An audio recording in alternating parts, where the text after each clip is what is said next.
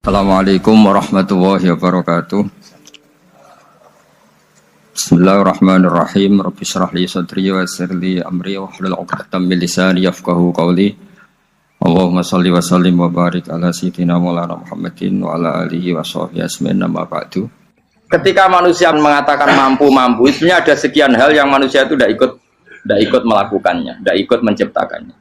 Misalnya kue nyuber, supirana enak, punya pengalaman. Tidak kecelakaan karena apa? Nyuber kue enak, mobilku normal. Mobilmu normal lah, tewabrak mobil yang mabuk.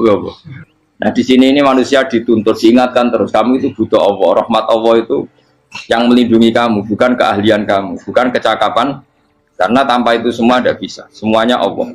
Ya, tapi manusia tadi, gara-gara misalnya tadi mobilnya normal, dia punya keahlian nyuber, terus mengklaim kalau keselamatan dia itu karena hati-hatinya dia, karena mobilnya normal. Padahal ada sekian catatan yang menjadikan dia selamat dan semuanya itu kudrahnya Allah Subhanahu wa taala. Misalnya gak ditabrak wong mabuk, gak ono gempa, gak ono bumi merekah. Misalnya ki pinter nyopir lah terus bumi memangap terus ki ketemplung apa opo. Pemene daerah-daerah kayak ya rasa tak sebutno mari ora. Kira tau muka sapa yo bener mari tak sebutno mari ngeri. Intinya Indonesia ora aman, tapi kita tenang ae sak dunya ora aman kabeh, ono sing aman. Ora usah kuwatir likuifaksi, ora usah kuwatir meteor jatuh, kabeh ya potensi no? Potensi semua. Sehingga ini sedikit saya ijazahkan. Suatu saat kata Rasulullah, saya yang Mu'ad melihat kamu hanya sejengkal di depan para ulama ketika nanti di akhirat.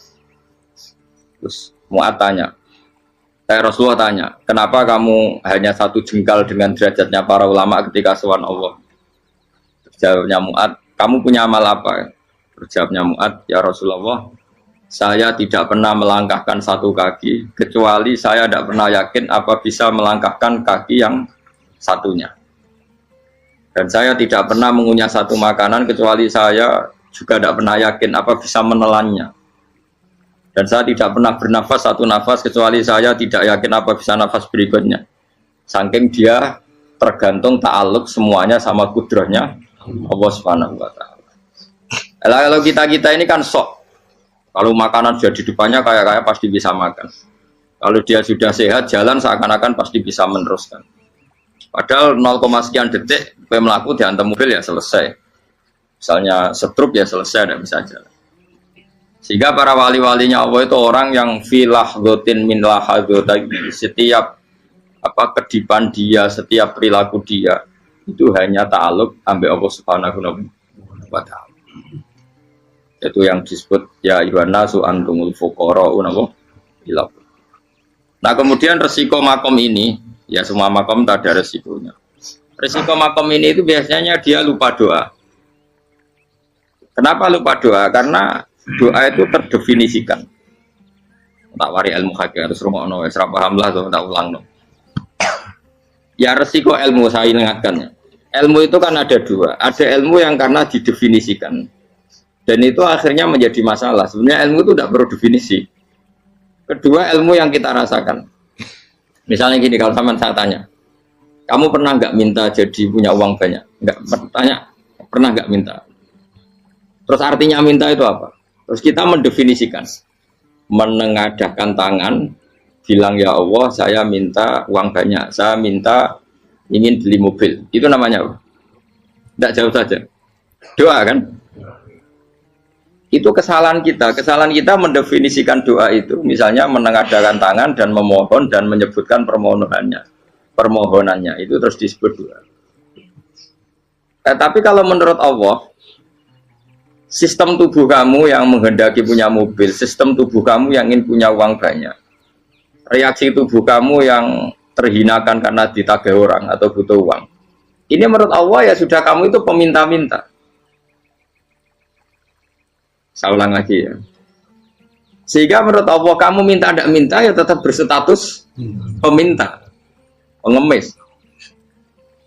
Nah, orang-orang yang sudah wusul, meskipun itu kondisional ya tidak selalu. Itu ya dia pikirannya mengadahkan tangan apa enggak ya sama saja tubuhnya merasa minta, sehingga dia tidak perlu mengekspresikan minta. Nah, terus orang yang fikih bilang seperti itu tuh sombong, wong kok gak tahu dungo. Sebetulnya keliru vonis orang fikih. Bagaimana mungkin dikatakan sombong? Dia reaksi tubuhnya, elemen tubuhnya sebetulnya meminta. Dia tidak berkategori meminta karena ilmu kadung didefinisikan kalau minta itu yang seperti ini. Itu kan lama. Nanti kalau suatu saat Indonesia yang kuasa itu terlalu NU atau terlalu yang tidak NU, lama-lama ada definisi. Misalnya yang dikatakan tahlilan itu apa? Ya bid'ah, Nabi tidak pernah tahlilan. Sahabat gak pernah nahlilin Nabi, malah nggak ngaji Nabi jadi tahlil. Mana nih tahlilan jalukno sepuro mayit, ngaji Nabi jalukno sepuro. Sehingga dengan tradisi itu tahlil itu masuk definisi bid'ah karena nggak pernah dilakukan sahabat dan para tabi'in. Ya salahnya kamu definisikan. Tapi kalau udah kamu definisikan, diarani tahlil, ya maca la ilaha illallah. Terus mungkinkah satu bacaan la ilaha illallah dilarang? Wong ra oleh maca kalimat tauhid. Jadi misalnya tahlil iku nafadno kalimat tauhid. Mau ketok ora ngara iso dilarang tapi tahlil iku mitung dinane mayit kaya budo, sakmane kriminal. Enak. Ya sudah seperti itu. Makanya banyak orang salah itu karena ilmu kadung didefinisikan. Nah, definisi itu sebenarnya tidak mengikat dalam banyak hal. Ini penting saya utarakan. Ya karena seperti itu. Makanya itu masalah-masalah besar antara kita dan firqah-firqah yang lain, masalah ahli sunnah, terus masalah yang lain-lain. Memang ya sudah seperti itu. Ya saya ulang lagi ya.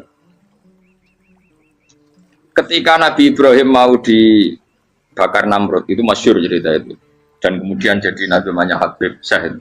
Habib Syahid itu sebetulnya hanya ngutip Habib Abdul Haddad. Jadi syair itu sebenarnya ada di Diwanul Haddad. Apa? Diwanul Haddad. Diwanul Haddad itu syair-syair Abdul Haddad ketika beliau usul, beliau mukasyafah. Terus bagian dinyanyikan Habib Syahid terjadi populer. Saya ulang lagi ya. Tubuh kita, misalnya kamu lapar, perut kamu kan mereaksi minta makan. Andaikan kamu itu Tuhan, kan kamu tahu bahwa perut kamu itu minta makan. Tanpa kita bilang, ya Allah saya minta makan, Allah tahu kalau reaksi tubuh kamu minta makan. Sehingga orang yang tidak minta pun asal makomnya makom yang ikrar, mengakui kalau dia butuh, ya namanya sudah minta.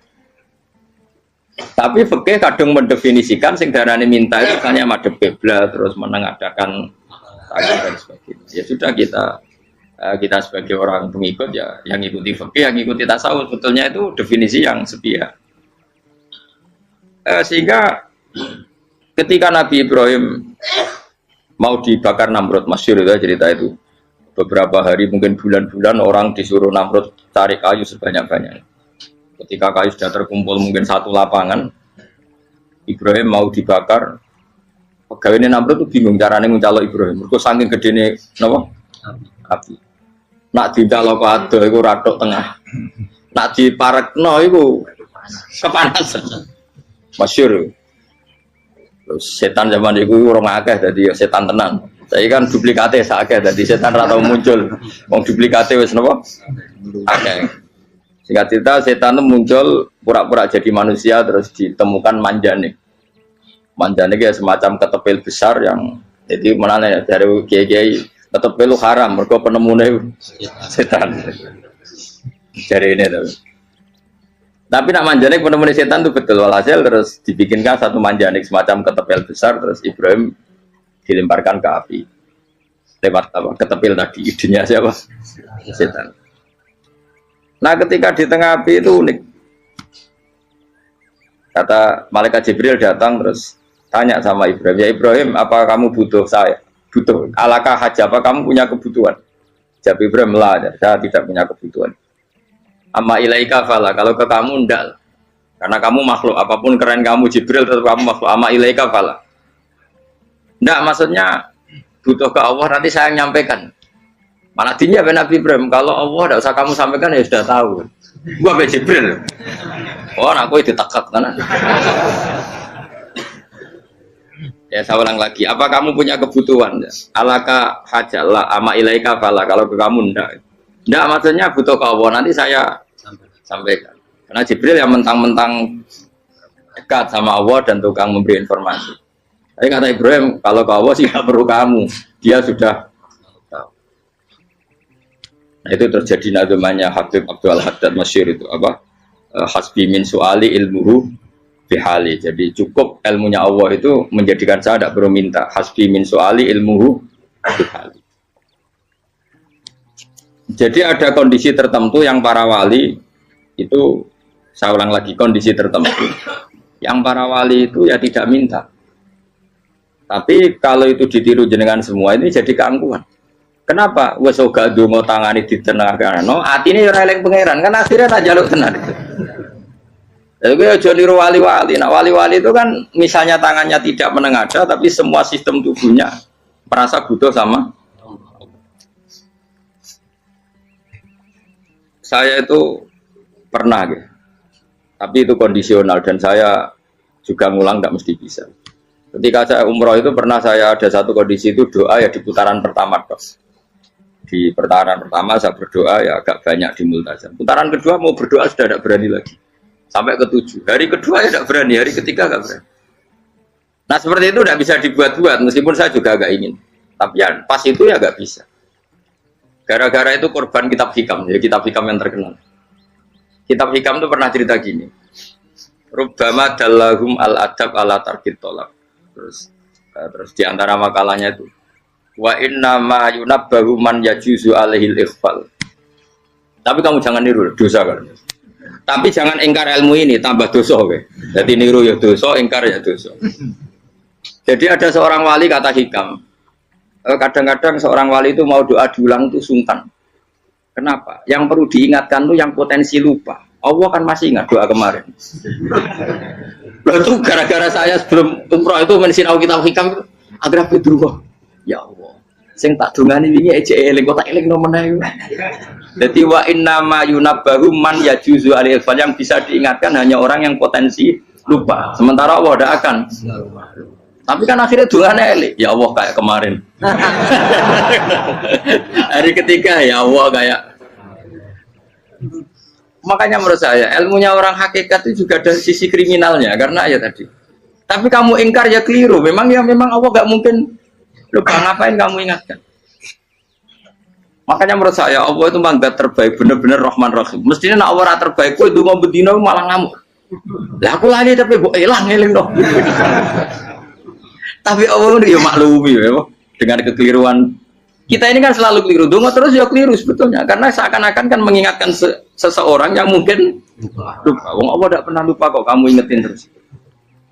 Atau kamu menggurui Allah, yaitu ya Allah nang sebadani kalau di diake, padahal nggak mesti maslahat bagi kamu. Diake orang mesti maslahat bagi kamu. Maka ada sekian contoh yang wali itu dibully pangeran. Saya sering cerita, banyak cerita wali itu dibully pangeran, digarap ya pangeran. Ini gara-gara salah dewi. Saya pernah cerita dan itu ada di hikam betul di kitab itu ada. Ada wali itu tukang hamal itu manol di pasar, itu tukang angkut. Jadi kalau ada orang bawa barang berat diangkut dia, terus misalnya kalau dulu mungkin ya ke kereta atau ke singkat cerita terus diupahi. Saat dapat apa dia pasti pulang karena dia hanya butuh makan satu piring, karena dia tirakat makan satu piring untuk ibadah 24 jam. Singkat cerita dia ngeluh ya Allah, kamu tahu, engkau tahu saya ini pecinta engkau, saya ini hanya butuh makan satu piring untuk kuat sholat. Tapi kenapa harus jadi juru manol? Berilah saya rezeki yang tanpa kerja. Nah, selang sekian hari dia dituduh maling, terus di penjara, terus dapat rezeki tanpa kerja. Dia ya Allah kenapa jadinya gini? Kan kamu minta rezeki tanpa kerja. Ya itu penjara itu rezeki tanpa kerja kan. Jadi Allah memperlakukan para walinya itu memang unik. Ya kadang dibully. Sehingga dalam cerita-cerita kenabian, kata Qadiyat itu, nggak ada orang yang sering dibully Allah kayak nabinya. Karena nabi itu orang yang dicintai Allah. Jika salah sedikit saja itu, cara pangeran itu, cara kampus itu digarap, suka dipelonco, salah sedikit. Misalnya begini, Nabi Yakub itu kan nabi. Dia mungkin nyon jauh nggak tersadar, nyembelih apa itu anak sapi itu di depan indukannya. Ya beliau mungkin spontan saja, Pak. Kalau kamu yang melakukan pasti tidak ada hukumannya karena Allah tidak pati peduli sama kamu, sudah lah. Artinya nggak peduli, salah pantas saya nggak jelas ya gitu. Tapi ini Nabi. Ketika itu terus indukannya sapi tadi, ya Allah, Yakub itu kekasihmu. Saya tidak berani sama dia karena dia kekasih. Tapi saya tetap menuntut keadilan. Dia harus merasakan susahnya dipisah dengan anak. Meskipun dia tidak nuntut rasanya roh anak sebelah, itu tidak ada se ekstrim itu. Sapinya itu hanya nuntut, ya Allah, dia harus merasakan sakitnya terpisah dengan anak. Akhirnya Allah menciptakan Yakub mengalami terpisah dengan Nabi siapa? Yusuf. Itu kalau kata qadiyat, itu kalau yang melakukan tidak Nabi pasti gak dibully Allah, dibiarin. Karena Nabi ini yang melakukan. Nah. Terus ini Nabi Yusuf lagi, mana rasa daftar wali berat. Nabi Yusuf itu di penjara itu karena terdolimi apa karena memang dia salah? Terdolimi. Dan ya Yusuf itu Nabi. Nabi Yusuf itu Nabi betul memang benar-benar. Meskipun ganteng dia Nabi. Syaratnya Nabi ganteng kira-kira mlebu. Nabi itu harus ganteng, enggak boleh. Nabi elek ora oleh. Karena Allah izin di kekasih kok kriting elek. Allah itu selera dadi. Kabeh Nabi mesti yang paling ganteng di kaumnya, yang paling nasab. Enggak boleh Nabi kok pesek, kriting, enggak boleh. Tapi kalau sudah jadi orang soleh oleh kan. Tapi kalau Nabi enggak boleh. Enggak. Nabi Yusuf ganteng. Masyhur kan cerita Nabi Yusuf dengan siapa? Zulaikha. Dan belum ada orang dalam keadaan darurat masih cerdas kayak perempuan. Jadi singkat cerita, ketika Yusuf diajak Zulaikha selingkuh gak mau kan keluar dari kamar. Dalalah kebetulan wa alfaya sayyidah Rajal. Itu si Zulaikha tadi spontan langsung bilang, wahai suamiku, apa hukuman orang yang ingin menodai keluargamu? Itu wong wedok. Padahal dia agak terencana, dia pun gak bayangkan kepergok suaminya. Itu dalam keadaan kepergok itu masih cerdas. Suamiku, apa hukuman orang yang mau menyelingkuhi keluarga Anda? Singkat cerita, suaminya murka, terus Yusuf di penjara, terdolimi. Ketika di penjara, kemudian Yusuf punya keahlian mentakwil apa? Mimpi. Kan tadi suaminya Zulaikha itu tidak sampai raja, ya kira-kira PM atau menteri. Raja itu punya mimpi yang bisa nakwil itu hanya Yusuf. Singkat cerita, terus utusan raja datang ke Yusuf, dan takwilan Yusuf terbukti benar. Tapi Yusuf ini seorang nabi, saya ulang lagi Yusuf seorang nabi, dia tapi ya manusia. Bilang gini ke utusannya, coba bilangkan ke raja kamu, di penjara ini ada orang yang di penjara secara terzalimi, yaitu saya. Tolong laporkan ke majikan. Itu Allah tersinggungnya itu bukan main. Nabi kok lapor makhluk. Itu tersinggung. Nah, kowe kan gak piye. Kowe ngajono proposal ora piye. Wis pokoke Allah kowe ora piye. Wong sumpen swargane ya ora langsung wae ngono pokoke kira-kira kan sudah tidak perlu ditegur. Makanya fa'an sahu syaitanu dzikra rabbi fala bisa fi sijni bid'asi. Maka Allah mentakdirkan utusan raja tadi itu lupa melaporkan peristiwa Yusuf ke raja tadi. Sehingga raja gak pernah dengar kalau ada orang di penjara karena Allah tersinggung. Wong kowe ku nabi kok lapore ambek penguasa.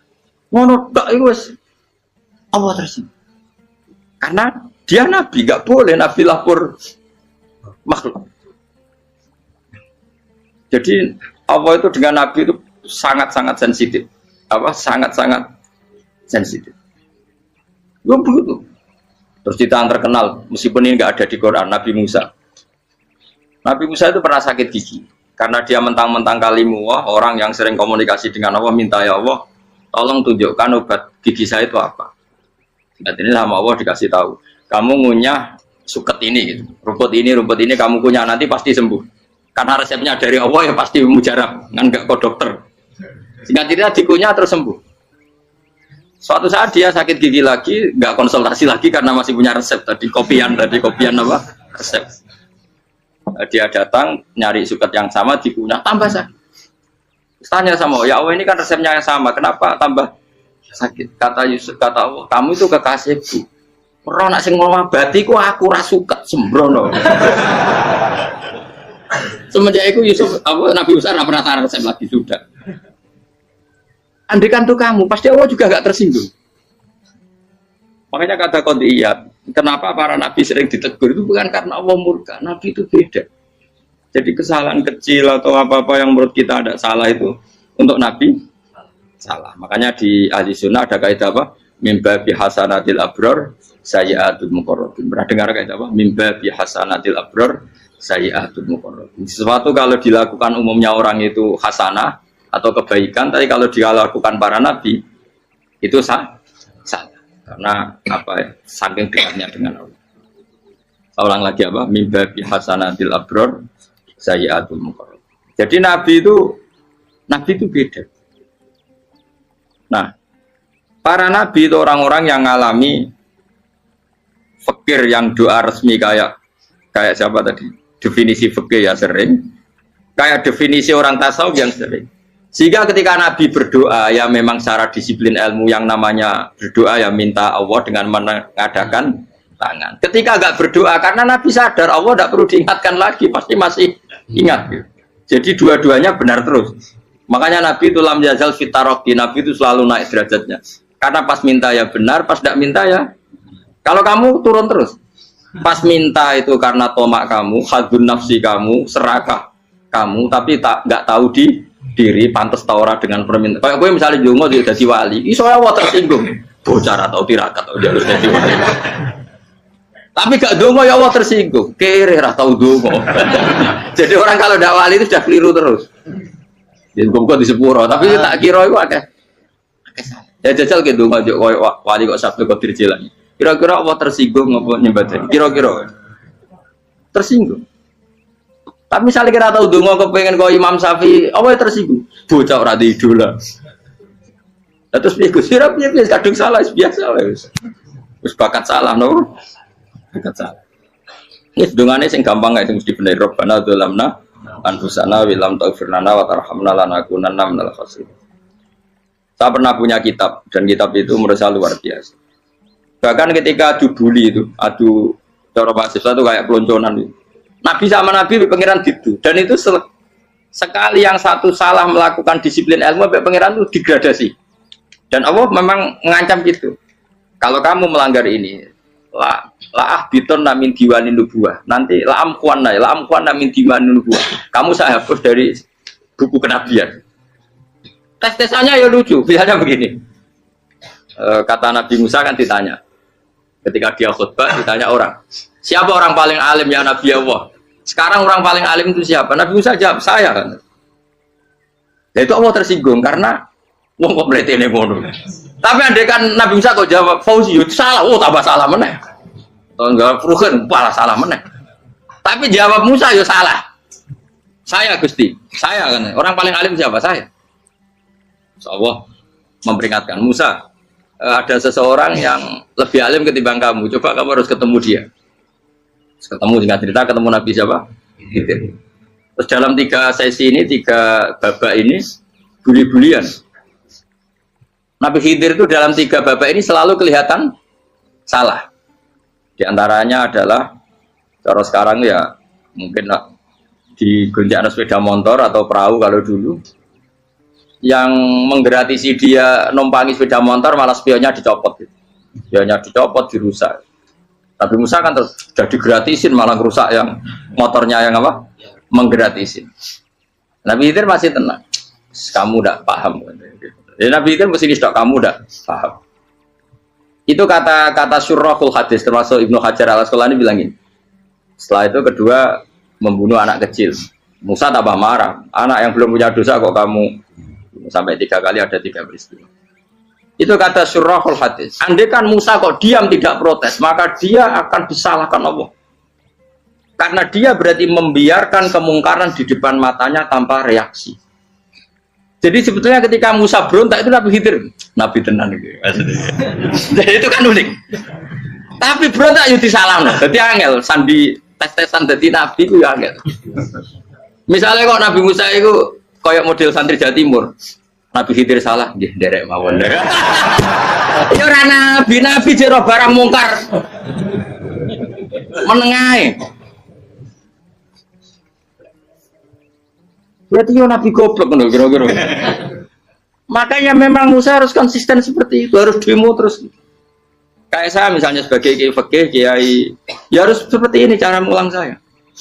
Enggak boleh saya misalnya terus anut mulang terus tawadhu, semeneng, itu ora karu-karuan. Jadi andekan Musa kok tidak protes itu malah salah. Ya memang harus. Dan itu Nabi Khidir Nabi tenang. Makanya Nabi Khidir akhirnya respect. Tidak ada hati sebaik Abu Musa. Risi itu gak nyaman ketika melihat kamu. Jadi itu sebenarnya poin. Tapi lucunya Nabi Khidir yang nyalan. Tak dari rasa kok komen tak kok. Tapi ya disalah no. Ya aku jadi Nabi Musa. Ya jajal, gawe peristiwa meneh aku tak sabar rata kok. Bareng. Kok jajal nih. Bareng dijajal ya protes meneh. Barang protes meneh, tinggal satu kali kesempatan. Kowe takok meneh, wis ora dadi murid. Dikasih kesempatan lagi, ya protes meneh deh. Tapi itu justru itu menjadi kelebihannya Nabi Musa karena syarat seorang nabi adalah al-musara'ah ila ingkaril munkar kata Ibnu Hajar Al-Asqalani. Syarat seorang nabi adalah secepat ngengkari sesuatu yang mungkar. Enggak boleh. Ya toh kan misalnya kita jadi murid terus gurumu itu gandeng artis atau gandeng penyanyi dangdut. Dia derek mawon. Jadi guru mumet goblok. Tapi kowe ngoroi guru tersinggung. Ora ora hikmah iku. Kan bingung loh. De guru ini Pak bingung loh. Lalu kita guru jadab dorong Jawa Timur apa? Gurumu gandeng penyanyi dangdut. Reaksimu piye? Saya takut. Ayo loh, nah elek kan gak iri. Biasanya nah elek itu ora iri. Sekarang Pak. Sing ayu, sing potensi iri. Kira-kira reaksi kamu itu milih derek mawon apa berontak? Golek nak gurumu wong alim mesti nak pasti meneng muridku giyoblok tenan gak sensitif roh barang mungkar dilakukan di depannya kok tidak reaksi tidak protes gak geblek tenan. Tapi lucunya guru mau nak protes ya gak duwe akhlak guru lagi senenge kok ora oleh. Nah Nabi itu kan buli-bulian jadi Nabi Khidir dengan Nabi Musa itu tepat-tepat. Karena dua orang ini sama-sama kekasih Allah. Itu Nabi Musa justru barokahnya itu dia tidak pernah klasmennya di bawah Nabi Khidir. Semua ulama sepakat klasmennya Musa tetap di atas Nabi Khidir. Sehingga yang berlakunya tetap ilmunya Nabi Musa bahwa membunuh anak kecil tidak boleh, merusak perahu milik orang lain tidak boleh. Karena Allah tetap lebih respect dengan ilmunya Nabi Musa. Nabi Khidir tetap ilmunya nggak dipakai, meskipun dia disebut hakikat. Karena ilmunya Nabi Khidir ngani ngoyo. Ngani ngoyo wong ape mutusno ngenteni nginceng loh mahfud. Lah sing iso iku sapa? Barang ra mungkin kok. Makanya Nabi Khidir terakhir menutup kalimatnya wa ma fa'altuhu an amri. Dzalika ta'wilu ma lam tasbi alaihi sab. Aku dhewe nglakoni iki ya ora roh, wis ditakdir nglakoni ngene wae. Dadi Nabi Khidir ya ora paham. Jadi wa mafal tu anamri itu akhir kira-kira artinya saya sendiri tidak melakukan ini karena inspirasi saya sendiri atau keputusan saya sendiri. Tahu-tahu saya ditakdir melakukan. Karena pas itu Nabi Khidir disetting semuanya dengan ilmu hakikat. Yaitu bayi tadi memang kutiba kafiron. Kutiba kan apa? Kafiron. Memang dia nanti kalau umur nganti tua ditakdir mati kafir. Daripada mati kafir nanti ya sudah mati sekarang. Tapi nggak mungkin kan ada syariat daripada soben beling pateni ke cilik. Ora syariat tetap ikut Nabi Musa. Makanya kata Ibnu Hajar Al-Asqalani itu uniknya Allah sama para wali-walinya. Wali ku klirullah itu tuh disenengi pengen. Terus pangeran nabi-nabi ini yo kecil-kecil kan yo panjenengan wong. Terus keempat kan. Tadi kan saya punya contoh 3 ini contoh keempat ini terakhir. Kakean kok ilmu merah cukup tetap malah bingung enggak. Nabi itu minggat itu boleh enggak? Tanpa pamit, minggat itu pergi enggak pamit itu boleh enggak? Enggak boleh. Rasulullah meskipun kayak apa disakiti di Mekah itu enggak pernah minggat, enggak pernah hijrah. Saya ulang lagi, karena butuh izin. Tapi Allah pernah punya kekasih yaitu Nabi Yunus. Nabi siapa? Yunus. Itu Quran meredaksikan ya abako. Abako itu terjemahnya apa? Minggat. Kalau pergi itu dhahaba. Tapi ini Allah meredaksikan itu abako. Abako itu ya minggat. Nabi Yunus itu dakwah di daerah Nainua. Nainua itu ya Babylon sana. Kampungnya namanya Nainua. Ya daerah Babylon. Babylon itu kalau di geografis modern ikut Irak. Ikut mana? Irak. Jadi Kufah, Basra, Babylon. Terus siapa itu yang mengalahkan pasukan Yahudi dulu itu Buktanasor, Buket Nasir itu ikut mana? Babylon apa? Babylon. Bama unzila alal malaka ini di Babila Harut Amar.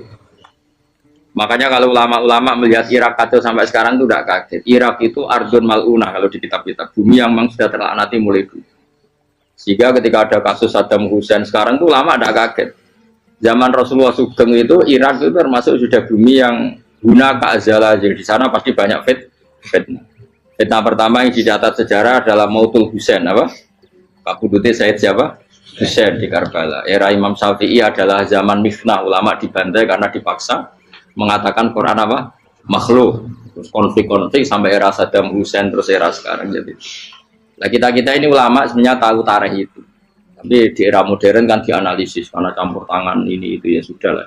Sebab goblok pun daripada ngebantah-bantah malah kamu. Ibu goblok, ibu pinter. Karena kan analisisnya kan wah ini ada campur tangan pihak ketiga diciptakan nih saunu ini. Ya kalau intelijen harus ngomong seperti itu. Kalau kita seperti ulama memang dari dulu dicap Nabi hunalika az-zalasil wal fitan. Saya teruskan. Nabi Yunus itu dakwai kaumnya itu lama sekali dan tidak iman. Nah semua nabi kalau kaumnya tidak iman itu diberi hak Allah ngancam akan adanya azab apa? Ngancam akan adanya azab.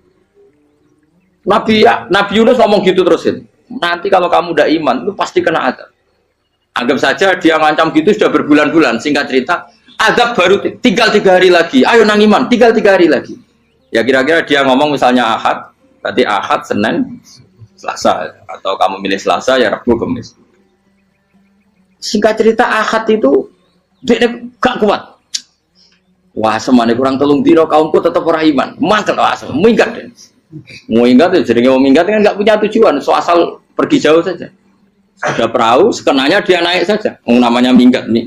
Kalau bawa bekal terencana, bawa visa paspor kan plesir namanya. Jadi minggat tuh ya gak, ya sekenanya nggak persiapan. Singkat cerita sampai ikut perahu nelayan tadi, terus zaman itu ya ada mitos kalau ada gelombang yang nggak wajar pasti ada orang minggat. Terus ditanya siapa yang minggat, Nabi Yunus kan orangnya jujur saya katanya. Ya sudah yang minggat harus dicemplung gitu. Terus ada yang agak baik, ya jangan gitulah. Ini kan kita semua butuh selamat. Judi dulu. Judi satu lagi ketemu Yunus. Coba mungkin salah udahnya. Judi lagi ketemu sampai 3 kali ya ketemu Yunus. Makanya fasahama fakana minal mudhadis. Diuji, dia kalah kemudian tenggelam. Fal taqamahul khutu wa huwa mulim. Terus dia diuntal, ditelan oleh ikan nun. Nah, di situ ikan nun digambarkan saking besarnya itu. Nah ini uniknya Allah sama kekasihnya. Sudah Allah menyalahkan tapi unik. Ikan ini kan itu sama Allah dikasih instruksi. Kamu nggak boleh makan dia kekasih saya. Terus ketika di tengah di perut apa? Ikan, dia kegelapan. Terus Nabi Yunus cita-citanya satu, ya Allah. Kalau saya sumpah kiri saya tidak bisa baca tasbih. Akhirnya sama Allah disulap perut ikan itu jadi masjid. Jadi dia di dalam perut ikan ya santai saja tetap wiridan. Santai. Fana ada fi dzulumati alla ilaha illa antas fanak ini kuntum nadal. Ya dia santai aja wiridan karena perut ikan bagi dia adalah masjid. Ya dia disalahkan Allah karena abako tadi minggat, hijrah tanpa pamit. Tapi juga dibela-belain Allah, ikan tadi tidak boleh nelan. Ini perlakuan Allah sama orang yang bikin.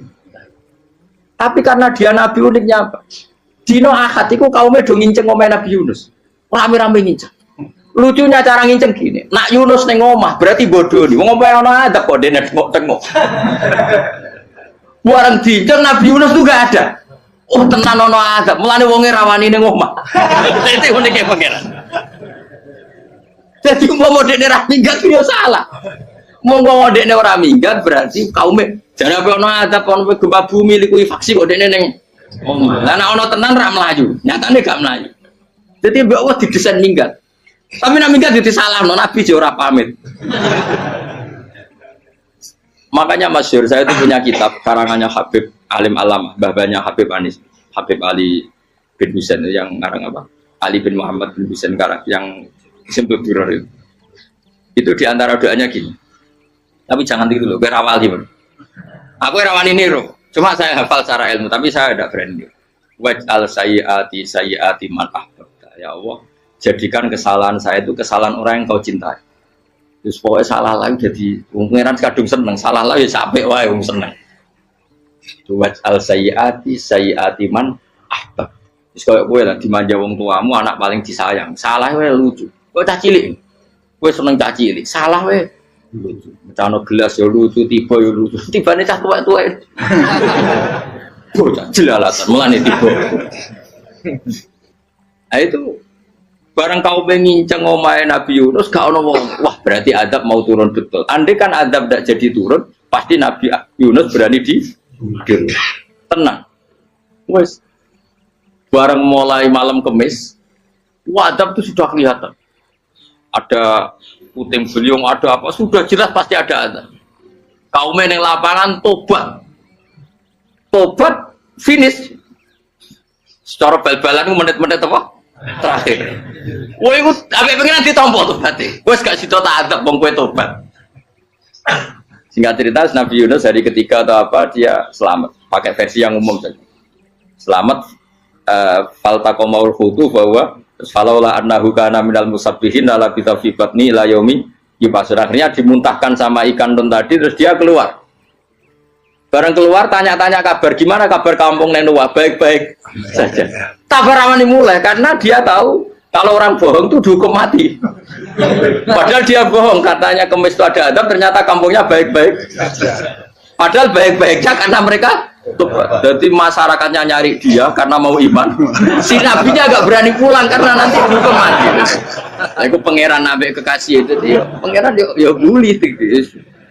Oh itu beda-bedaan, wong kekasih pangeran, aku yang hati itu langsung diadab.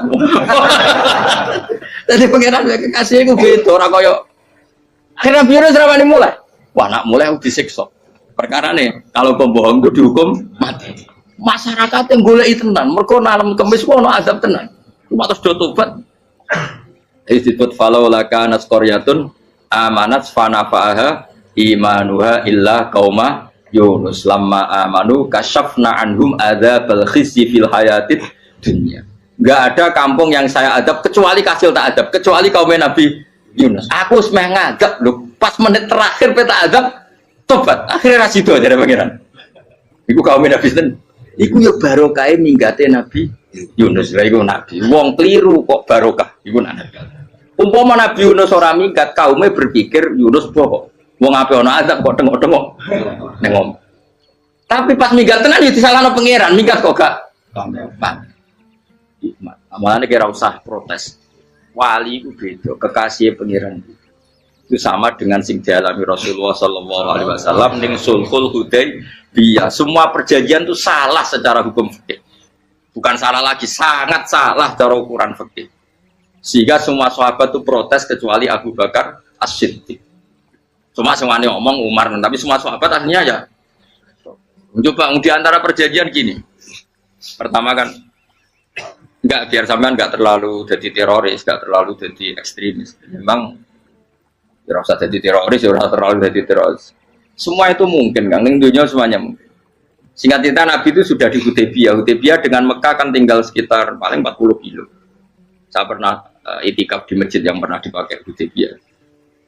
Kan sekarang jadi mikot ya, termasuk mikot umroh di Mekah kan apa? Hudaybiyah kan mikot di yang terkenal kan apa? Jirona, Tanim, Hudaybiyah. Itu perjanjiannya tuh gini. Perwakilan dari Quraisy namanya Suhail bin Amr, siapa? Suhail bin Amr. Perjanjiannya gini, Muhammad kamu tidak boleh masuk Mekah. Kamu boleh masuk Mekah itu tahun depan. Padahal Nabi sudah bilang ke para sahabatnya, ayo kita umroh. Dan diberi hak umroh. Tapi setelah sekitar 40 kilo masuk Mekah dicegat sama orang kafir Quraisy. Lah, Nabi sakit tenan. Nabi kadung mentafsir, memberi berita gembira, saya mimpi kalian masuk tanah haram amini namu khalikin, aman semua. Semuanya bercukur gundul atau mencetak rambut. Pokoknya terus kata sahabat senang sekali karena mimpi Rasulullah tidak pernah apa? Enggak pernah salah. Bareng di situ di antara perjanjiannya hadza ma kataba ali Muhammad Rasulullah. Ini perjanjian yang ditulis Muhammad Rasulullah. Kata Suhail, hapus kata Muhammad Rasulullah. Kalau saya tahu kamu Rasulullah tidak saya perangi, tulis Muhammad bin Abdullah. Kata Rasulullah, ya Ali hapus tulisan Muhammad Rasulullah. Kata Ali, tidak saya tidak akan menghapus setelah Muhammad Rasulullah. Tapi unik. Hapus gak popoli, masih hapus aku tetap Rasulullah. Tulisan wae. Jadi Nabi ya relax saja. Tapi Ali katanya, "Fa wa ma ana bimakhihi abadan." Saya tidak akan menghapus tulisan itu selamanya. Kata Nabi, "Kowe nek ora gelem ngapus, tanganku didono, aku sing ngapus." Nabi kan umi tidak bisa baca terus. Tangannya Nabi sendiri yang dilewatkan Ali ke tulisan itu sehingga terhapus. Nabi ya rileks, wong tulisan wae aku ora ditulis Rasulullah ya tetep Rasulullah. Nabi masih rileks. Terus perjanjian kedua, kalau ada orang kafir Quraisy masuk Islam harus dikembalikan karena berarti keluar dari habitat. Tapi kalau sudah Islam kok masuk kafir lagi harus dibiarkan karena berarti kembali ke habitat. Nabi bilang ya nggak masalah. Semua perjanjian itu merugikan Islam. Itu secara fikih pasti salah. Akhirnya Umar itu protesnya keras sekali. Ya Rasulullah, apa engkau masih Nabi? Takutnya sengak. Apa engkau masih Nabi? Dan Nabi siapa santai bala ya saya masih Nabi. Tapi kenapa kamu hinakan kita dan memberikan kehormatan pada orang-orang kafir itu? Jawabnya kan Nabi lucu. Ya agama itu kayak pangeran. Masih aku perjanjian yang ngono kok pangeran sing angkat agama iki tenang wae. Kan Nabi perjanjian gue manusia gampang. Jadi Nabi itu sange imannya Allah tetap yu'izzu hadaddin. Allah pasti memuliakan ini agama. Apapun perjanjian yang diciptakan manusia.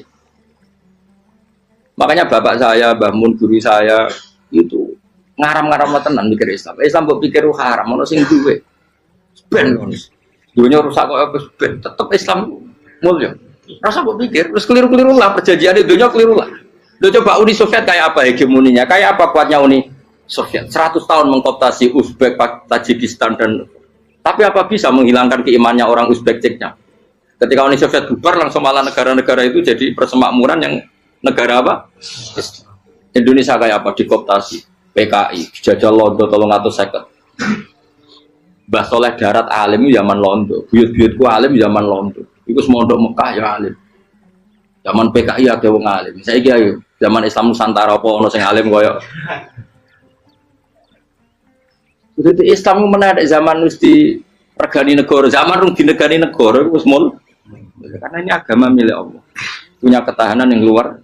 Ya, semuanya dari Nabi tentang perjanjian salah lamar, gak apa-apa.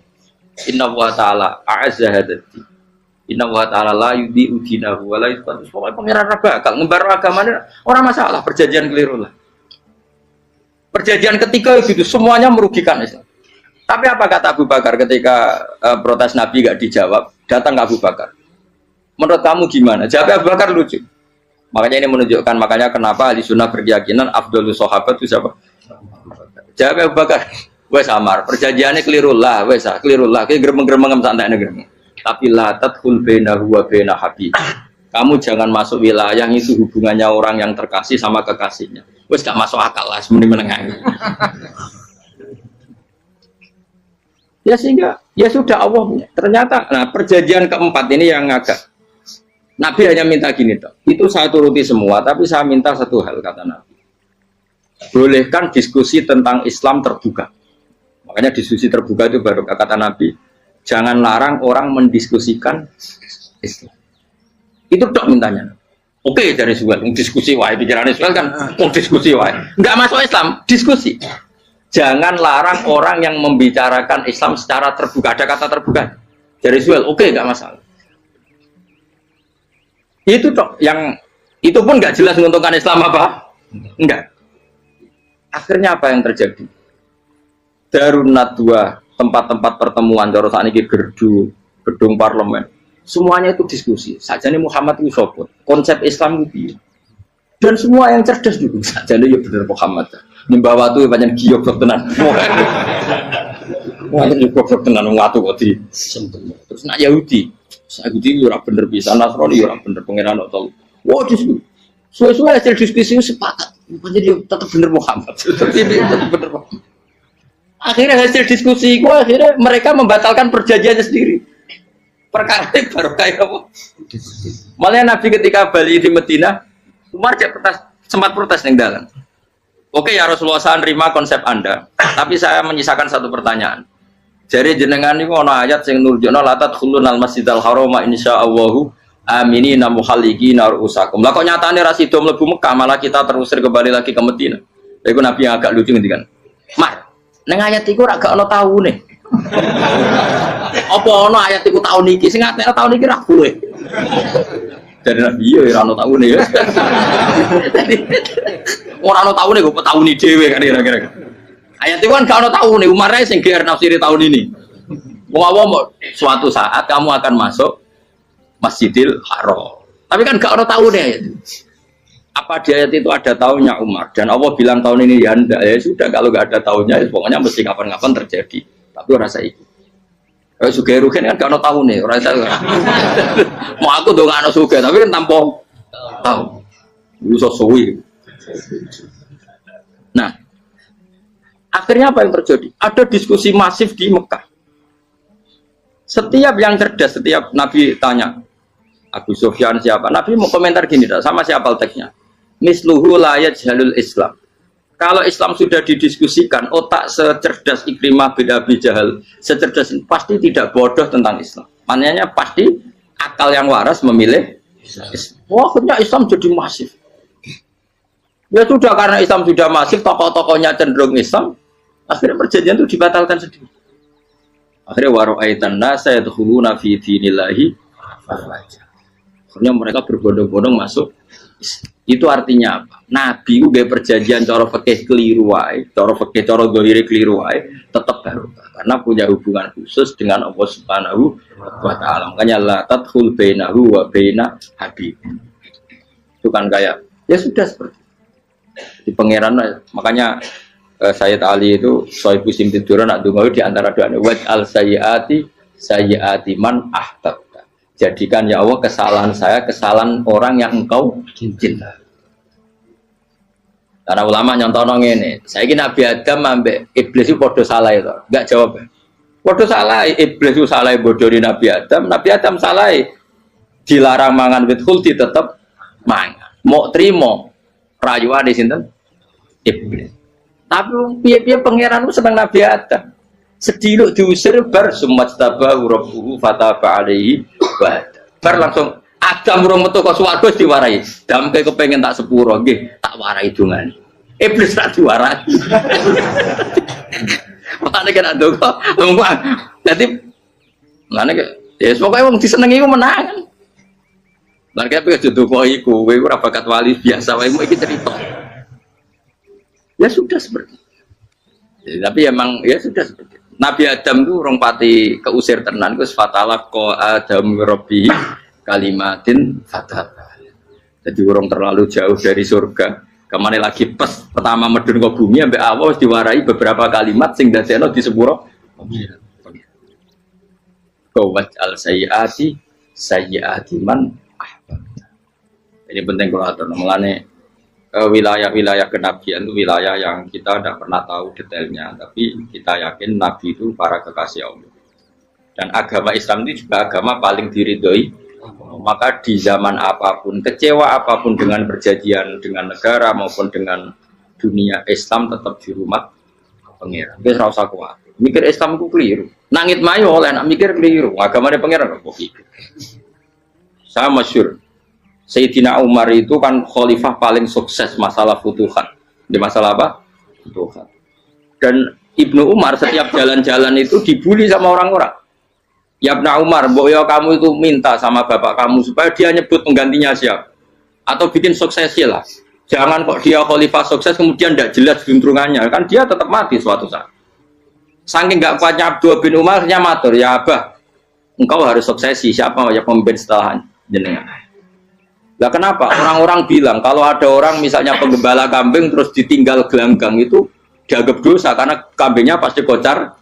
Apalagi ini urusan umat. Kamu tahu-tahu mati sebelum sesi ini pasti kacau. Umar langsung marah.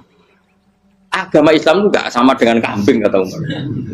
Agama Islam agamanya pangeran, mesti diurusi pangeran. Aku mau khilafah. Aku mau sukses. Ben aku rasa mikir. Engko ora diurusi pangeran. Jadi Umar itu justru sangat hormatnya sama Islam itu dengan cara gak mau mikir Islam. Gak mikir berarti gak khidmah, dia tetap mengkhidmati Islam. Seperti saya ini kan yang khidmati Islam lewat mulan. Tapi orang tahu mikir nasib Islam. Islam orang kondang bi. Ditinggal Abu Bakar melaku, Umar melaku, Wali Songo baik kue rak mulya Wali Songo. Saya ini jurus mudin yo melaku, jurus KUA yo melaku, jurus mubalek sing kadang matre yo melaku. Berapa kiai sing dadi oknum perkara proposal? Ya agama ya. Wong bapak udah konco kiai ku mudin, anake mondok. Bareng saking suwene dadi mudin, zaman iku mudin urung untuk gaji negara. Anake yo dhuwit mending spontan. Cung ora ono mati kok yo dhuwit. Kok ora ono mati ra entuk. Cung ora ono mati kok yo dhuwit. Ngono iku agama ya ra piye-piye juga. Mergo agama iki durusi ayo nabi palsu ben kira wae mulai Musailamah sampai Musotek sampai Lia Eden kurang lagi mulai wali palsu kowe Rama dosa Rama sapa iku kowe ono kabeh ora masalah. Uni Soviet kayak apa mengkooptasi Ceknya Uzbek akhirnya ya kalah Uni Soviet. Saiki Ceknya Uzbek jadi negara Islam kayak apa Donald Trump Islamfobia tapi sekarang orang Amerika malah berbondong-bondong masuk napa pikir malah Islam konsepi malah rusak. Mergo terus di metodologi. Harusnya penyebaran Islam itu begini. Harusnya Mbah Mungkira pangeran ngomongnya harusnya. Orang Islam kadang melaku ya lewat mudin. Saya itu punya santri ini kisah nyata. Itu lahirnya di Bali. Itu bisa baca Fathul Mu'in. Lahirnya di Bali. Bahkan dia ketika SD itu tukang mimpin lagu Hindu. Lagu Bali itu Hindu ke Buddha? Hindu. Karena dia ketua kelas, tapi Islam. Semua coba. Jadi gara-gara jadi bapak itu bakal sate neng Bali. Ya bakal sate berhubung sukses, ponakane misalnya ini diajak orang Madura kan, artinya orang Madura.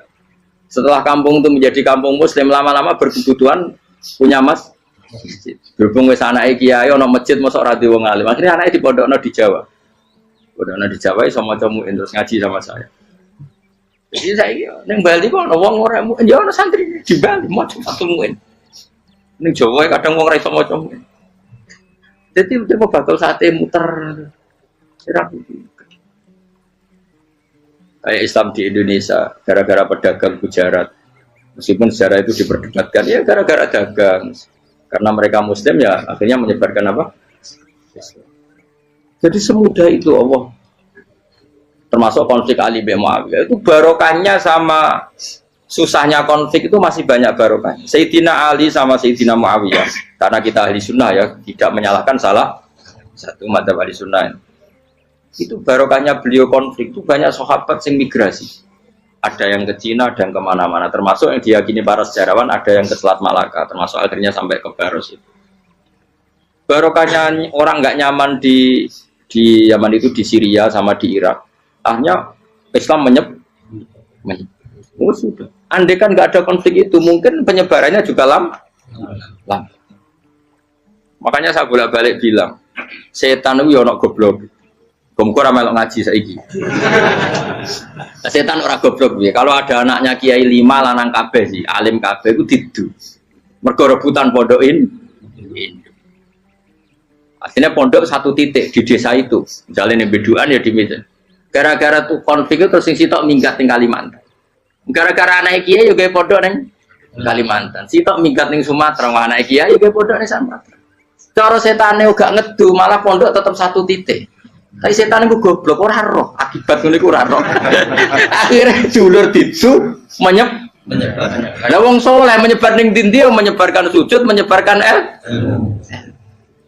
Jadi setan yo ono goblok, muga-muga ora ngaji, muga ora ngaji rene roh, ana ngono ora usah ngono. Andai kan tidak diutik kan satu titik. Nggih betul. Tapi setan niku nek ana wong saleh iku didu. Nek didu ana sing kecewa minggat. Lah minggate wong saleh ndak ape gawe apa? Mosok ape gawe dugem. Lalu kula anggere wong saleh tukaran Gus iku tukar gara-gara tukar sak minggat ning Papua ya alhamdulillah. Apik. Kula niku ra Gus kancaku ya Gus-gus sing minggat ki kuat. Angger pamit kula ora tau tak tangisi. Bernuwun kok minggat to. Minggat Gus ndak ganti piye. Paling yo gawe pondok kok gawe. Setan nganti saiki belum tahu. Mulane muga-muga ora roh. Jadi artinya nak pangeran ngersakno iku segampang itu. Lah coba di Ponegoro kan konflik sama keluarganya yang dulu ada yang mungkin sebagian problem. Ning Sulawesi ya tetep gawe napa? Pon. Engko nenggone wis wae angker ning dinti. Wali Songo ya. Sunan Kalijaga agak pati cocok mbek buyut Sunan Kudus. Rapati cocok akhire dakwah ning Kidul daerah kene. So akhirnya ono, yo mono tawai rong khatam terus dari Islam macam-macam. Saat terus no. Tapi ya baru kayak ono Islam dok Tingkir, dok Solo, dok Jog.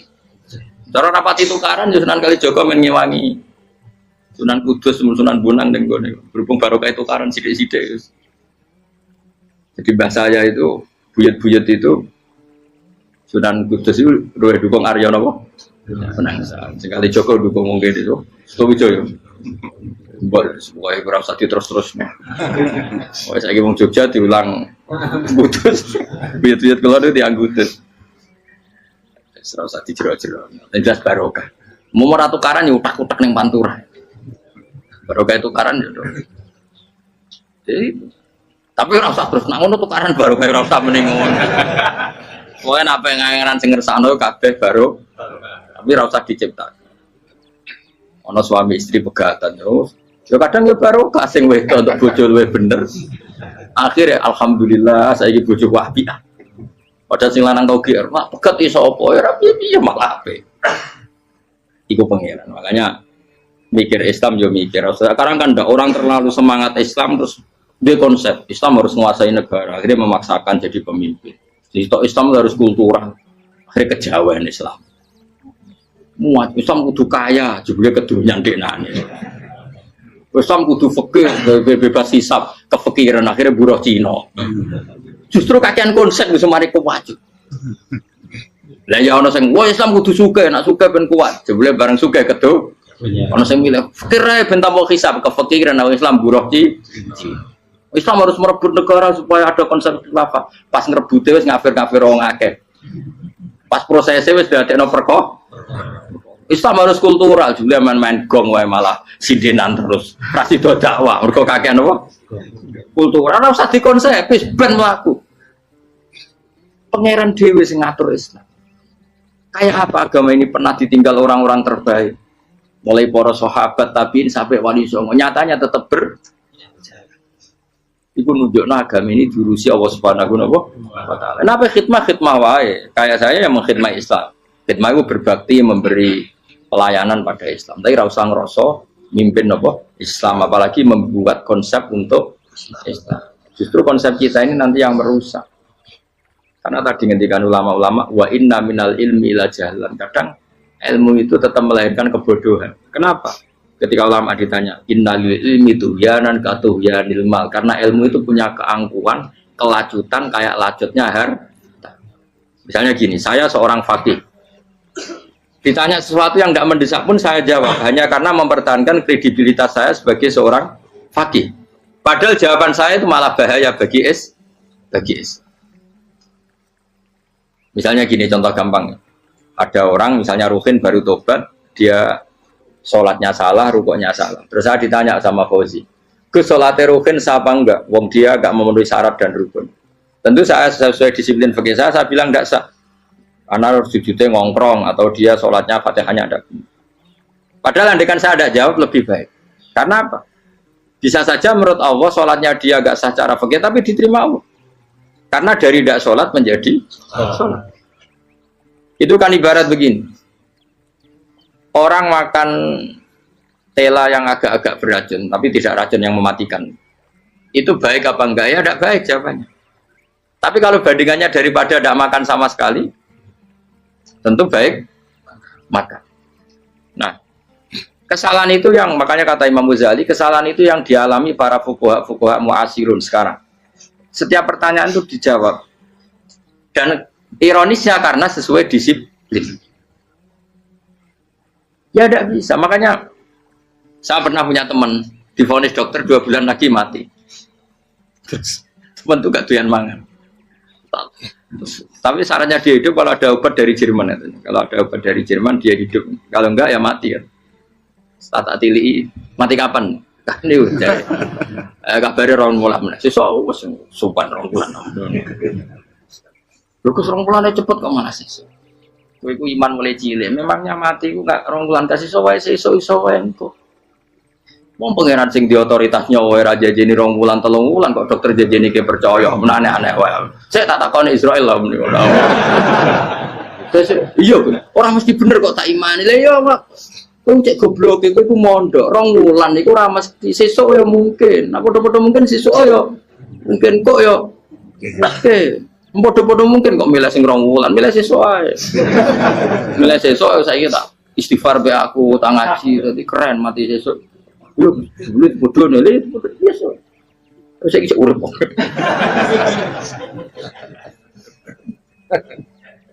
Ya karena tadi sesuatu yang enggak otoritasnya itu kita ini kan jadi orang aneh. Agama mulai dulu mengajarkan kita beribadahlah kepada Allah seakan-akan kamu mati besok.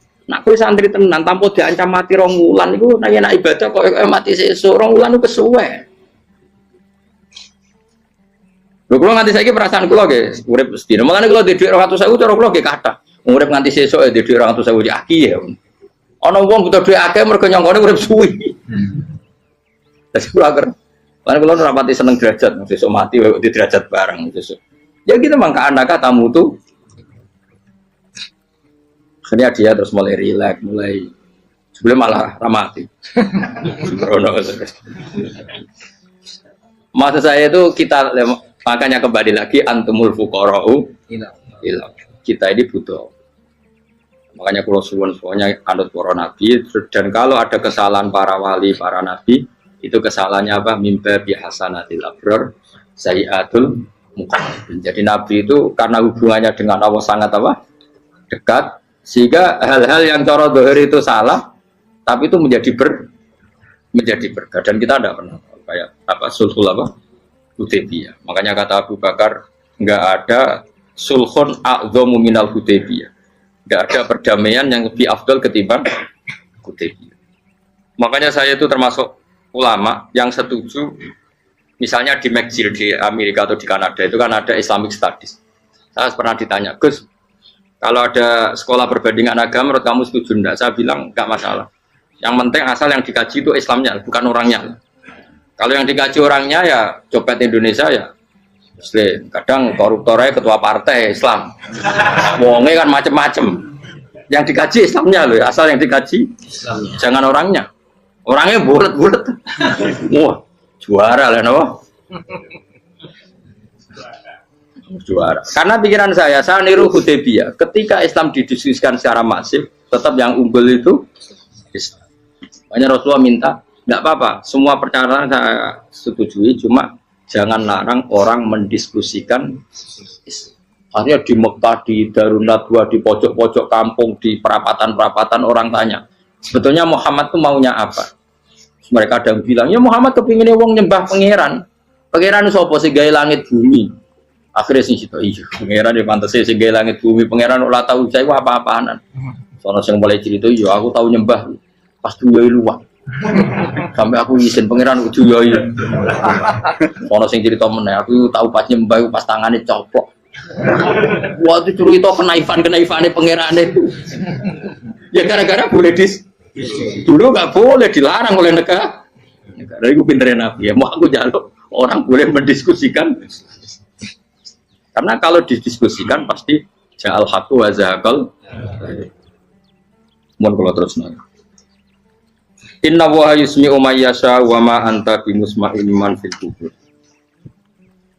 Alam tarono ta ora ngerti sira ta alam tekse ora ngerti sira ana wa ing satuna wa ta'ala iku anzala nurono sapa Allah minas sama'i sanging langit. Awan nurono ma'an ing banyu. Fa akhrajna mongko ngetokno sapa ingsun fi tetep ing dalam dawa akhirna iltifatun ta iltifat. Iltifat itu pindah anil ghaibati sangi dhamir kok. Mestine kan fa akhraja. Tapi dadi napa? Fa akhrajna. Harusnya kan Allah menurunkan hujan dari langit kemudian Allah mengeluarkan beberapa buah. Tapi diganti apa? Fa akhrajna. Kemudian kita Allah maksudnya. Kami Allah menurunkan bihi sebab anane mak samarot ing boro-boro buah. Mukhtalifan ingkang werna-werna apa alwanuha pira-pira wernane samarot. Maksudnya Allah ingin menunjukkan kekuasaan. Sekarang orang sama-sama dari sperma. Ada yang kafir, ada yang mukmin, ada sing kriting, ono sing bangir, ono sing elek. Anggap aja kayak buah. Buah itu dari tanah yang sama, dari air yang sama. Kemudian melahirkan buah yang beda. Memangnya misalnya buah sing kecut ya ning bumi Indonesia, pikirnya ditanduri pelem manis yo neng bumi Indonesia. Mestinya kan kalau buminya sama kan nak kecut kabeh, nak manis. Tapi ternyata enggak. Allah bikin buah yang macam-macam rasanya, macam-macam warnanya dari tanah yang satu, dari air yang satu. Itu kenapa begitu? Ya saking kudrahnya Allah, saking kekuasaan Allah. Mukhtalifan khali warna-warna alwanu berapa warnane samarot ka asdoro kaya dene ijo. Wa ahmarolan abang wa asfarolan asfar. Asfar itu agak kekuningan. Wa iriya lan yane kabeh. Wa minal jibali lan iku setengah saking pira-pira gunung judadun uti pira-pira dalan. Delala Allah masih ada gunung sing tak tahu diambah manusa lah ya. Delala ada desain alam yang paling layak di ada ya selalu ada yang layak dilewati jam wujuda tori kontek sedalan fil gunirihi lan liyane napa jabal bidon kang putih-putih ya kados gunung-gunung teng Indonesia. Nah didelok waduh kemudian ada jalan mesti nyelirit ketok putih wa khumrun lan ana sing kemerah-merah ron ke kuning-kuningan ya mukhtalifun ingkang beda-beda alwanuha apa pola warnane judat fil jibal bisidati ana sing terjal waduk filan ana sing kropos ya kaya gunung-gunung itu kan ana sing apa cengkramane ku enak berarti sidah ana sing napa dari tanah sing napa kropos wa qara bi husud lan pira-pira watu kemloso ya kuna manane kemloso watu besar sudun kang ireng-ireng atfun ala judat suhur nek pira-pira watu syadidatu sawati kang banget ireng. Artinya gini loh. Intinya misalnya bumi itu dari apa? Kita tidak pernah tahu. Kalaupun tahu, kita tidak bisa mengendalikan. Nyatanya bumi warnanya macam-macam, buah-buahan ya macam-macam.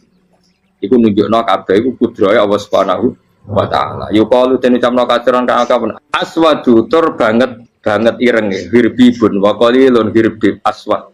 Niku bahasa mawon guys, pokoke wong Arab niku biasa ireng banget, ireng jelinteng. Lah ngeten. Aswad itu maknane iku wong Jawa, nek muni ireng banget misal ireng jelinteng. Pokoknya wis ireng disifati sesuatu yang mempertegas apa? Kehitamannya. Wa minan nasilan setengah sing manusa wa dawabilan pira-pira napa kewan. Walanami lan pira-pira raja kaya. Jadi kalau dawab itu mulai melata ya dawab, mulai kodok ya dawab. Nanti mulai kewan apa saja itu dawab. Kalau an'am itu lebih yang agak terhormat kayak apa? Kambing, kayak unta, sapi itu masuknya apa? An'am mukhtalifun utai sing beda-beda apa alwan pira-pira warnane iki kabeh. Ya kadalik kaya warnane pira-pira kewan. Pira-pira tanduran. Jadi maksudnya ngeten nih. Kalau sampai nangan-nangan misalnya sapi putih, engkau tahu-tahu dia anak rodok kemerah-merahan, engkau dia anak kehitam dari mani yang sama. Dulu-dulunya misalnya enggak Gus, kalau hitam itu pasti babanya ada yang agak hitam. Senajan toh sekarang pas bapaknya, indukannya, ibunya sudah putih. Tapi tetap aja asal usulnya dari satu. Ya tetap asal usulnya dari satu. Sekarang jadi variasi banyak, tetap asal usulnya satu. Kok sampai beda-beda itu kabeh kekuasaane Allah. Kastilah visi mari kaya dene bedane boro-boro buah wal jibali lan. Yang memahami itu semua tentu ulama innama yakhshawaha min ibadihil ulama. Innama yakhsam sine wedi banget Allah iku Allah min ibadi sing boro-boro kaulane Allah sapa ulama boro-boro ulama. Allah itu menilai itu tidak sama dengan pikiran kita. Makanya kubu sebelah itu terlalu ekstrem. Memaksa Allah berpikiran kayak dia. Satu karena kurang ngaji. Nomor dua ya tadi emosinya lebih tinggi ketimbang intelektualnya. Ini penting saya utarakan. Ternyata orang yang nyuap tadi apa nilainya plus, yaitu dia iman sama dawai Rasulullah Shallallahu Alaihi Wasallam. Kalau yang namanya saksi itu penting. Cuma dia mendapat cara itu lewat suap. Tapi kan iman. Iman kalau dawai Nabi itu benar. Kalau ada saksinya pasti min ahlil jannah. Terus dia nyari saksi harus dibayar ya dibayar. Sekarang sampai iya 1 juta nah. Sekarang saya tanya di KPPS atau di mana-mana saksi pemilu itu dibayar enggak? Dibayar sah apa enggak? Sah. Jadi kadang kebenaran itu harus dibayar. Ini penting saya utarakan karena ada orang perempuan cantik dirayu, digaji supaya main di niklab dibayar jadi orang maksiat.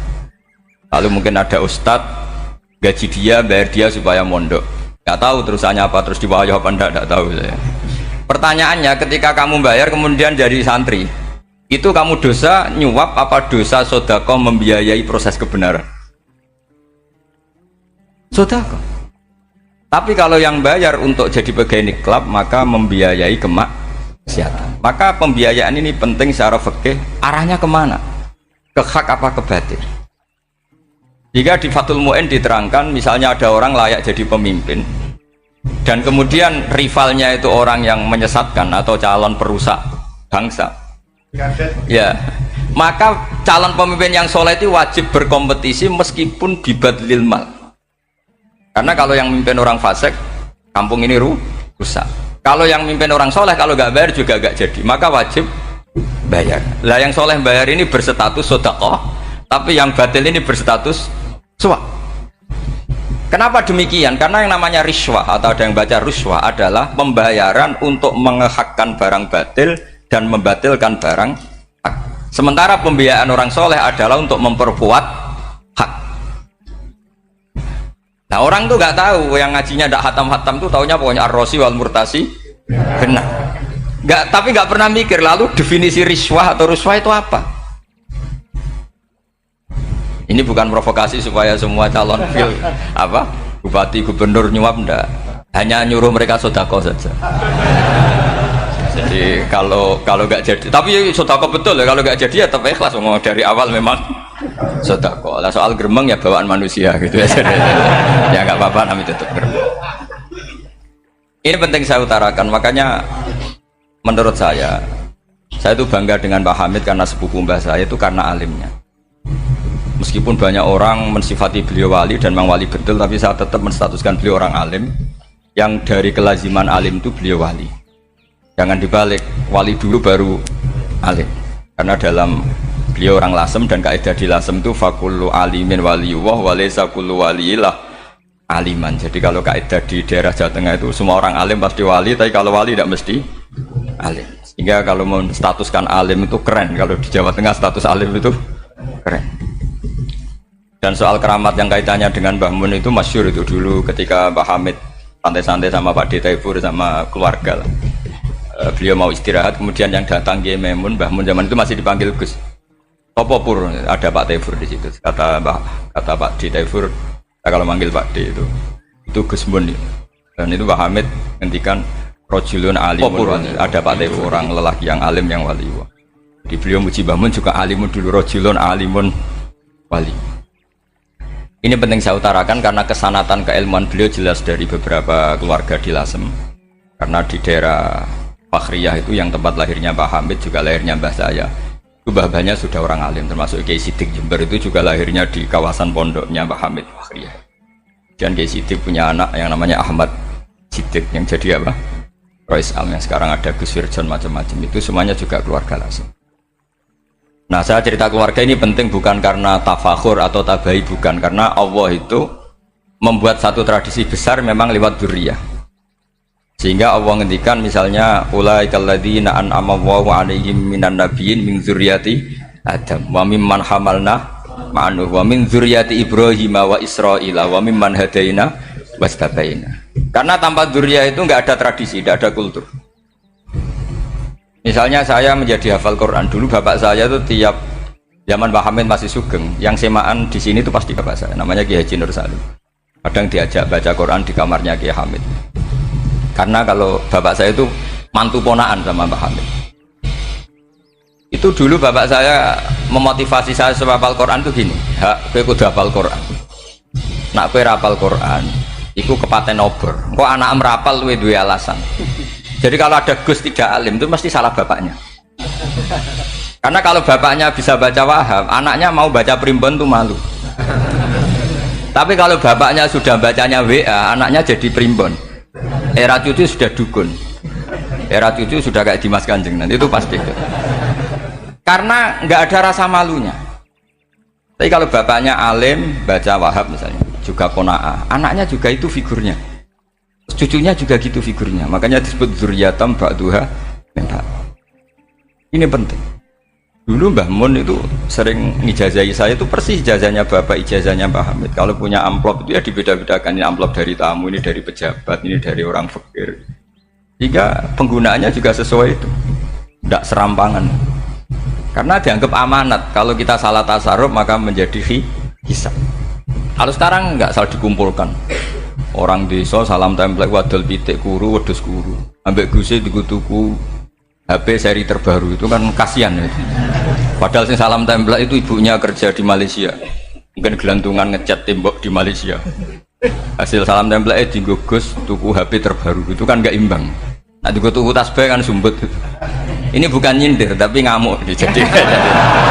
Jadi ini penting karena semuanya itu ada hisabnya. Walatus alunna yauma idzin anin naim.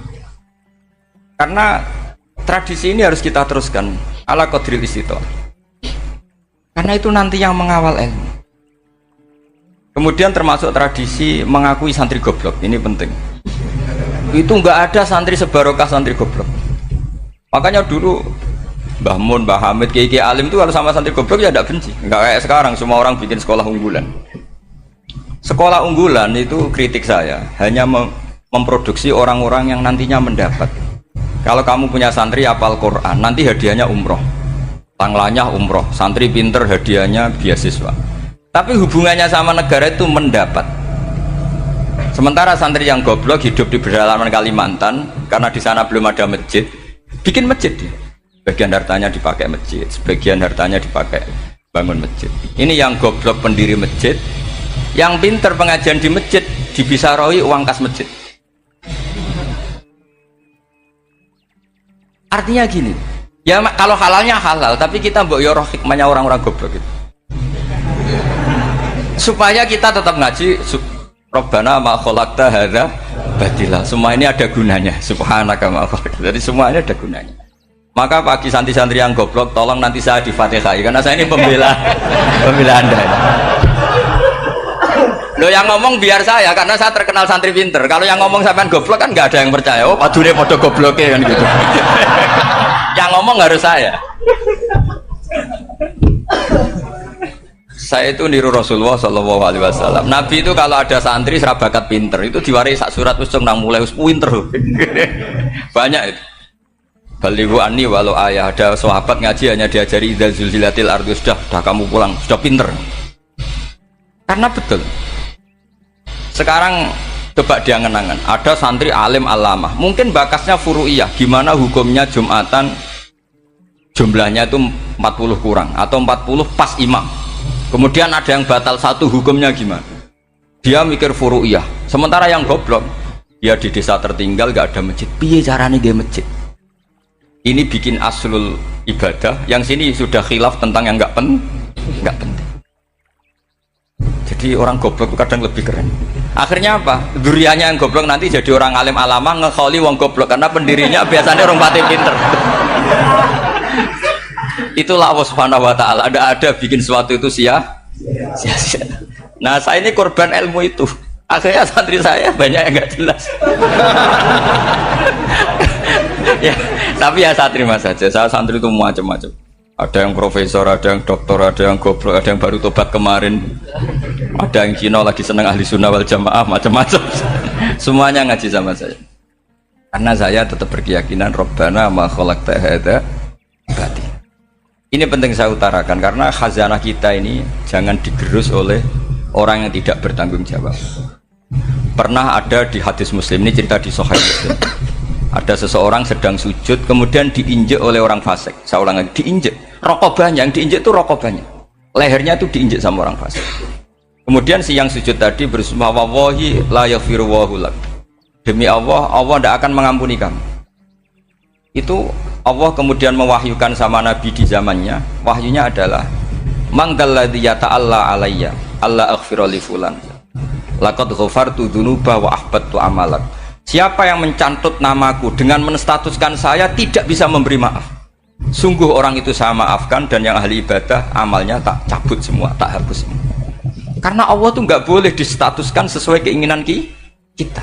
Kita sedang soleh terus mengatakan orang lain tidak soleh, Allah tidak akan ngampuni. Ngampuni tidak, itu wilayahnya Allah, dan Allah yaf'alu ma yasha, dan Allah berkali-kali memaklumatkan dirinya yaghfiru liman yasha wa yu'adzibu man yasha. Tapi ini kubu sebelah nyifati Allah hanya wa yu'adzibu, kubu sebelah kan gitu.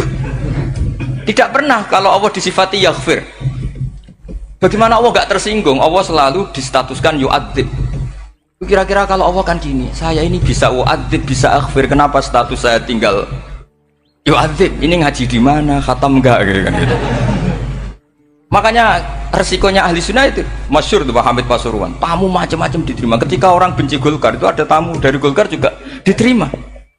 Ketika orang nggak mau diberi hadiah oleh orang Golkar, Pak Hamid ya diterima. Bilang ke bapak, mengaku lo mau wae Nur, duit enggak ono gunane dhewe. Sing marai rawan hisab itu kan kamu dapat uang nggak jelas kemudian kamu pakai pribadi. Kalau orang-orang soleh kan nggak pernah dipakai, kan aman saja.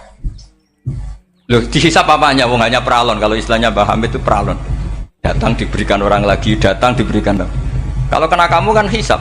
Terus kamu nyate makan wareg glegeken, nah itu uangnya nggak jelas dipakai nyate glegeken, ya mesti hisab. Kalau nggak jelas ya disedekahkan. Kalau ingin bebas apa? Hisab. Tapi kalau sering sedekah biasanya nggak bebas dari miskin. Tapi kalau kamu wali kan tetap ya Pak Hamid itu masyhur bisa kok. Tapi kan nggak jadi miskin. Kamu nggak terkenal sakok tapi miskin. Ini nggak wali. Ini penting. Jadi kebanyakan orang ekstrim karena mensifati Allah Ta'ala itu hanya dengan status yu'adzib, tidak dengan status yaghfir. Dan itu mereka harus ngaji lagi. Kurang apanya Rasulullah SAW? Nabi sebagai manusia benci sekali sama pembunuh Hamzah karena qatilu ahabbin nasi ila Rasulillah. Itu sama Wahsy. Siapa yang nggak tahu Wahsy? Qatala ahabban nasi ila Rasulillah, itu qatala Hamzah. Dan ketika Nabi nyuwun sewu maksud no Wahsy, Allah malah nurkan ayat laisa laka minal amri syai'un aw yatuba alaihim. Ada pilihannya aw yatuba alaihim. Apa yang terjadi? Justru Allah mentobati Wahsy. Memaafkan Wahsy, mentobati Wahsy. Ada sahabat yang dipuji Nabi Hamamatul Masjid, akhirnya su'ul khotimah. Kita tahu ceritanya siapa? Sa'labah. Makanya kata Mbah Mun sering cerita ke saya. Banyak orang darani saya itu tidak jelas, kata Mbah Mun, karena saya sama siapa saja baik, sehingga banyak yang nuduh saya itu tidak jelas. Kata beliau, ulama paling jelas ya saya ini, karena masih orisinil, kata beliau. Tapi pakai bahasa Jawa, karena tadi Mbak Idris bilang ada yang MA ya, Madura asli tadi, makanya saya terpaksa bahasa Indonesia tadi. Kata Mbah Mun, ulama paling jelas ya saya, karena saya menyikapi siapa saja baik, karena di hati saya hanya membaca laisa laka minal amri syai'un aw yatuba alaihim aw yu'adzibah. Kenapa kamu vonis si buruk? Bisa saja nanti baik. Yang sedang baik bisa saja nanti Kalau nasib seseorang nggak jelas, kenapa kamu sikapnya jelas? Nah, ini orang-orang nggak ngaji itu memaksa orang lain jelas. Ini kubu sebelah pasti salah, ini pasti benar. Oh manusia kok dipasti-pastikan gimana? Kita ini tidak nabi. Kalau nabi maksum pasti benar. Kalau sampean apa? Maksum bisa. Jadi ketidakjelasan para ulama ini berdasar konstitusi tadi bahwa itu wilayahnya Allah. Ini penting saya utarakan. Jadi penting sekali. Jadi orang yang sedang fasik sekarang bisa saja nanti tobat. Yang sedang sekarang soleh bisa saja nanti masalah.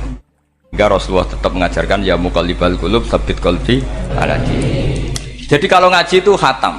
Khatam itu begini misalnya ya. Saya pernah ngaji Ihya, belajar Ihya khatam. Bahkan saya punya takrirannya berdasar kitab Ithaf, sarahnya Ihya. Kalau ingin tahu sanadnya sarah Ihya, ya misalnya Gus Idris ini, oleh Idris ngaji Mbah Hamid Pasuruan, ngaji Mbah Dimyati. Mbah Dimyati ini ngaji sama kakaknya Kiai Mahfud Termas. Kiai Mahfud ngaji sama abahnya Kiai Abdullah. Kiai Abdullah ngaji sama abahnya Kiai Abdul Manan. Kiai Abdul Manan ini mulazim terhadap Sayyid Murtado Az-Zabidi. Jadi kalau santri Salafiyah ini ya kira-kira tokoh Sabiah. Karena Mbak Idris Sadisa ya kira-kira sampean itu dari pengarang Ithaf itu baru tokoh berapa? Sabiah, masih keren. Turun pitu. Masih kaya lah. Lah kamu kok miskin? Turun ke wolu katanya kan. Jadi nanti kalau kamu masih keren. Itu sampean ngaji kitab kalau khatam. Saya ulang lagi kalau khatam. Itu memang ada bab-bab di mana ulama itu harus tegas, harus tafrik bainal haqqi wa bainal batil. Oke, itu bagus. Mana yang hak, mana yang batil kita bedakan. Di bab itu bagus. Tapi kalau nanti kamu ngaji bab tawadhu, lihat di Bidayatul Hidayah atau di semua kitab tasawuf, bab tawadhu itu, kalau melihat kamu orang kafir, kamu melihat orang apa? Kafir. Ini aso ma'akufri, ini maksiat wajar dia kafir. Saya ini muslim kok maksiat. Fadham bi akbah, maka dosa saya lebih buruk. Melihat orang tua, mesti hada aksaru ibadatan. Ini lebih tua, mesti ibadahnya lebih banyak. Nanti kalau melihat anak kecil, hada azharu minni sinnan, pasti maksiatnya banyak saya. Jika terus evaluasi gitu, sehingga nggak pernah takabur.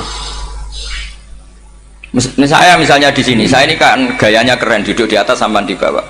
Gayanya tok. Hakikatnya sampean lebih sombong karena memerintahkan saya. Jadi panitianya itu, makanya saya merasa tawadhu saja meskipun berdiri. Karena hakikat saya ini makmur, diperintah. Panitia ini, penyelenggara ini amir, pemerintah. Kira-kira sombong mana? Itu sekali saya tidak memaafkan, finnar itu.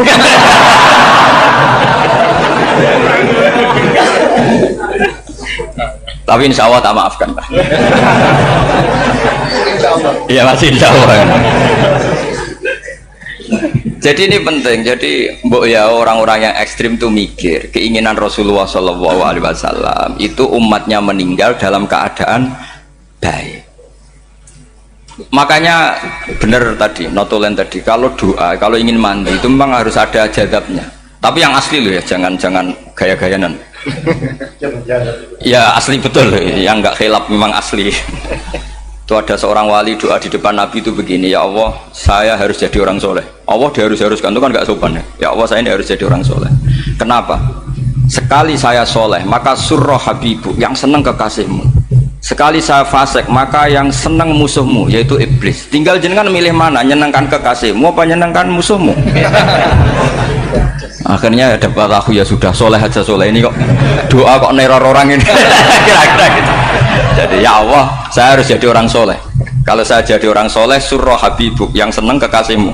Kalau saya jadi orang fasik, yang senang musuhmu. Sedangkan tinggal milih saja, menyenangkan kekasihmu apa menyenangkan musuhmu. Kira-kira Allah senang mana? Senang menyenangkan. Wah, itu doa paling mustajab. Tapi syaratnya harus anti bikolbin dan dari ijazah nggak mandi, itu ijazah nggak mandi. Maka ini tidak saya ijazahkan. Nanti kalau kamu ngalami isak sendiri, ngalami wujdi sendiri, terus ngalami itu, insya Allah makbul. Ini mau gaya-gayanan copy paste nggak diterima itu. Jadi wali-wali dulu itu kalau berdoa itu sederhana, tapi dari hati yang paling dalam. Makanya Nabi Musa itu terkenal, orang paling seenaknya sendiri dan Nabi Musa hubungannya dengan Allah. Tapi sama Allah dimaafkan karena orisinil, tidak bikin-bikin. Rasulullah juga itu, kalau sudah marah itu doanya gitu. Cuma celakanya ditiru Nira Warisman dulu itu. Nabi itu ketika perang Badar itu jelas kalah, nggak mungkin menang, sudah jelas kalah. Nabi hanya 313 orang kafir, 1000 dengan perlengkapan apa? Sudah lengkap semua. Setelah perang dilihat itu jelas kalah. Seri awal yang memang kalah betul. Doanya Nabi apa? Allahumma intuhlik hadil isobah lam tu'bad ba'dal yaum. Pun Gusti silahkan bikin kalah, tapi ra ono sing roh najenan pangeran. Mohon lahiran jenah jadi pangeran, serano sing roh. Enggak ada ibadah.